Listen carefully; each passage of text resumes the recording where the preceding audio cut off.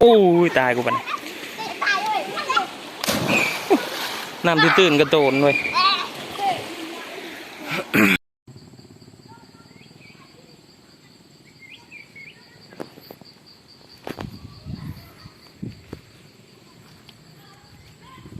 สุดโหดอยู่นี่ละเจ้า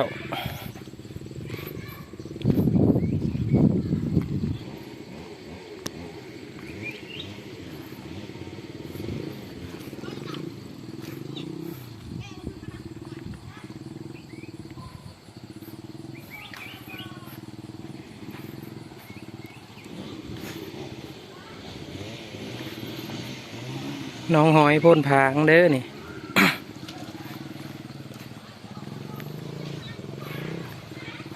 ลังการครับ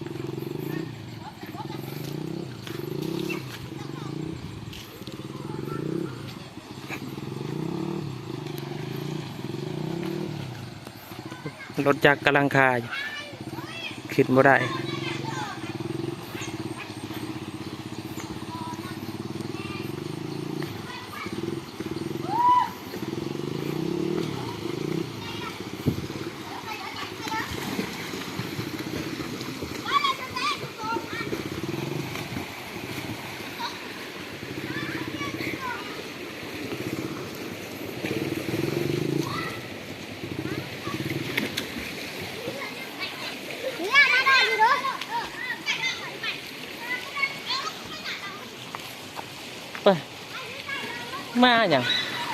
มาอย่าง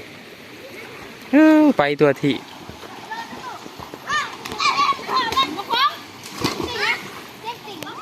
พวกโตนของกกเดือบ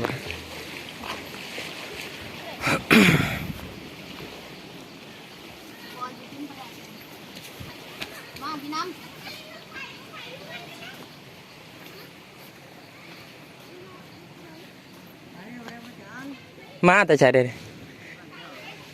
ฮะเขายังงออยู่เขารอรถไปได้สุดโหดอยู่นี่บ่ต้องมาดอก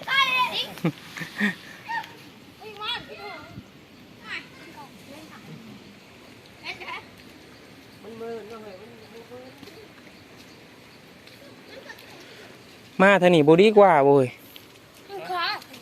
ยังค้าบ่นี่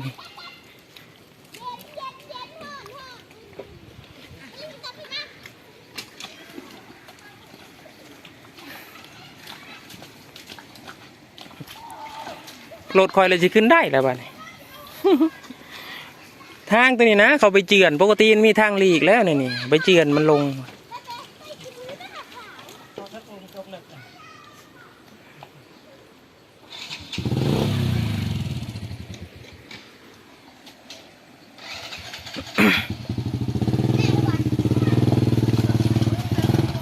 แลนลงได้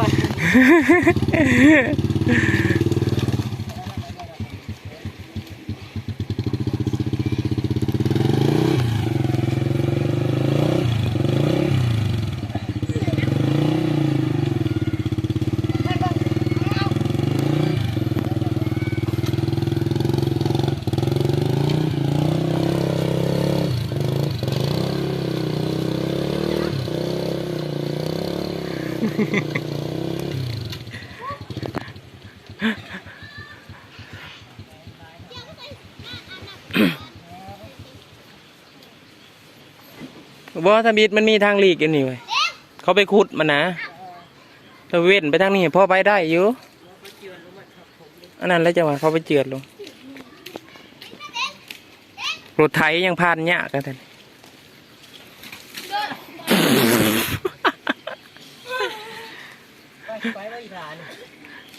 เนาะให้เด็กหน่อยฉุกไงก็ได้ให้ร้านฉุกไงก็ได้แต่มาแต่แปลงเพื่อนป่วย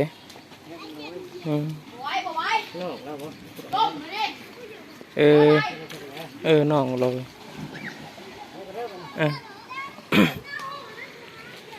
โอ้เช้านี่มันบ่ได้ปะวานนี่บ่ได้ปะนี่นะ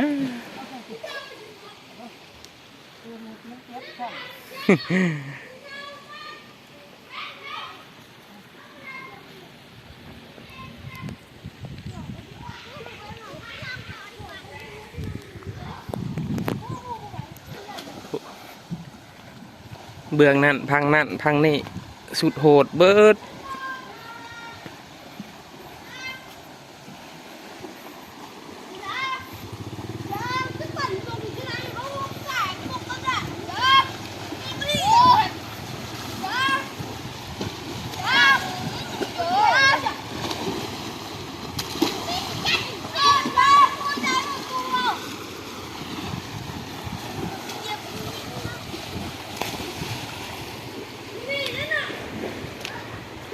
ยามน้ำลายก็ไปบ่ได้อีกเลย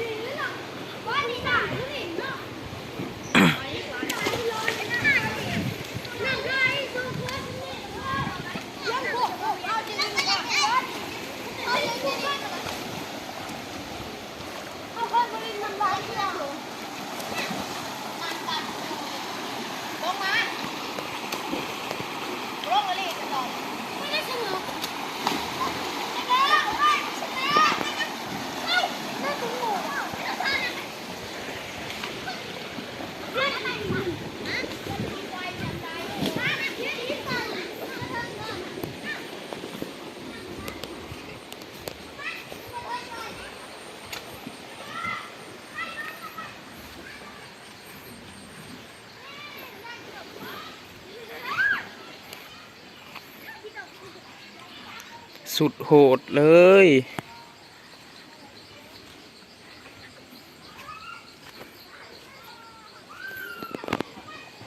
ขนาดสนิทยังมีผู้ขี่มาด้วยนี่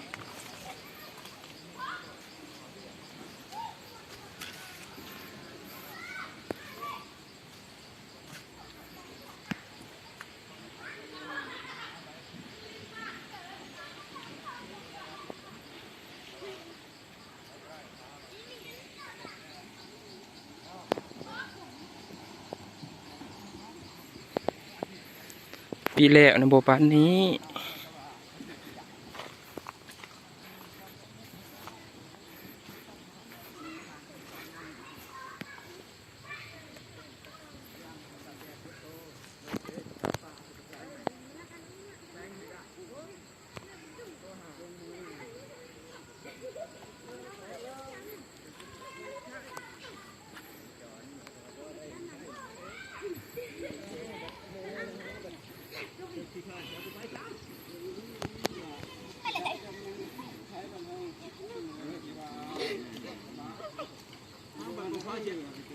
มึงมันบอกว่าจะเอาใจใช่นั่นนะ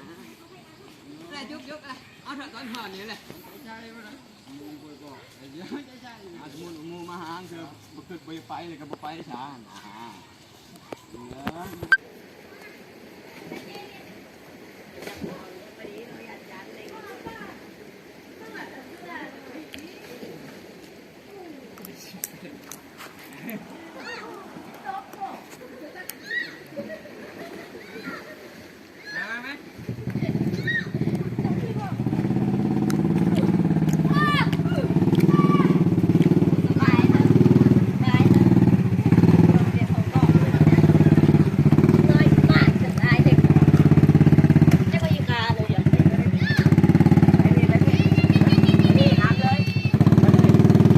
ขึ้นเทิง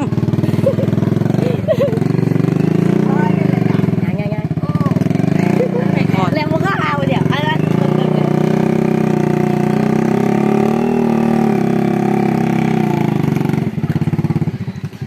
้างหน้าย้อนเราได้ไหม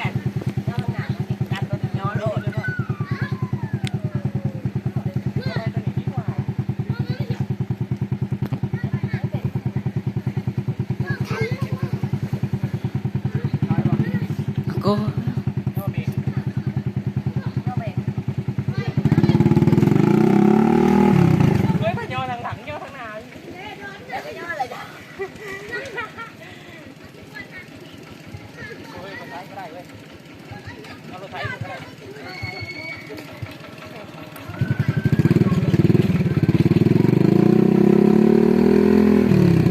รถบวยใช่เล่เหรอ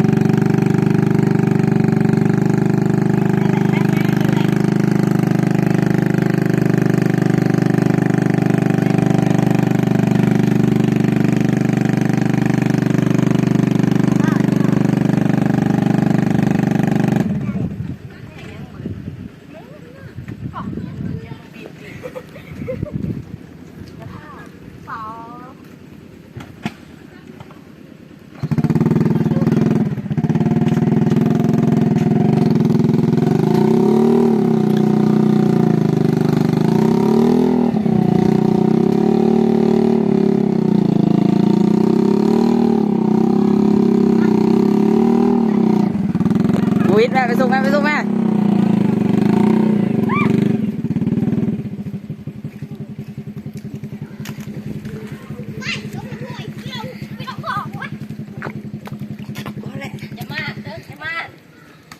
เอาแม่เอาจำยุดเลย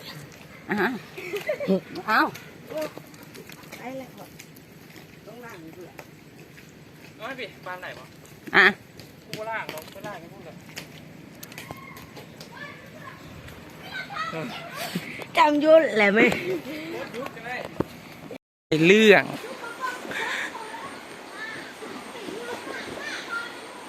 เฮ็ดได้จริงแม่มันม่วนวะโอเคจ้ะ เฮ็ดเปลี่ยนชื่อเขาโรงเรียนอีกไปหากวนเขาอีกแหละ